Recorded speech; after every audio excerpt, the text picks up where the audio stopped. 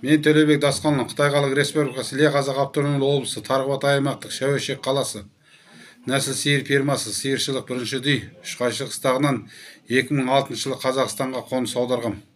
Қазір Қазақстан азаматтығын алып Шығыс Қазақстан Абай облысында тұрамын. Менің арыз берудегі себебім Қытай Халық Республикасы 1997 жылы отырақтастыру саясаты бойынша Шұқайшық қыстағынан әр отбасына 50 мың суармалы жер және 20 мың жоңышқалық бөліп берілген. 2009 жылдан бастап сол жерінен 200 мың юан көлемінде ақшамды ала алмай отырмын. Қыстақ басшыларынан сұрағанда Қазақстанға қоныс аударған семейлердің жерін өкімет қайтарып алды деп Қапезғали Сапарғалиұлы осындай жауап берді. Бүгінге дейін сол басшылар шаңның шужилары, шаңжандары бүгінге дейін соны пайдаланып келеді. Сонымен бірге Шәуешек қаласы Қарағаш сақшы мекемесі де жіті тексермей жауапсыз қалдырып жатыр.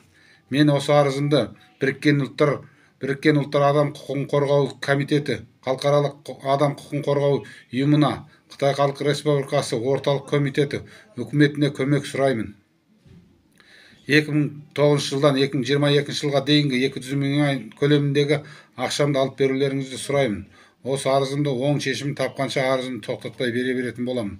Менің телефон нөмірім 8775 759 43 28.